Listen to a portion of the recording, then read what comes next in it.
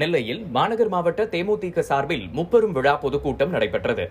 நெல்லை மாநகர் மாவட்ட தேமுதிக சார்பில் கட்சி கொடி அறிமுக நாள் வெள்ளி விழா ஆண்டு பொதுச் செயலாளர் பிறந்த நாள் மகளிர் தினம் என முப்பெரும் விழா பொதுக்கூட்டம் நெல்லையில் நடைபெற்றது. மாவட்ட பொறுப்பாளர் ஜெயச்சந்திரன் தலைமை வகித்தார். அவைத் தலைவர் பழனிக்குமார், துணை செயலாளர்கள் செல்வகுமார், முரசுமணி, வனிதா ஆகியோர் முன்னிலை வகித்தனர்.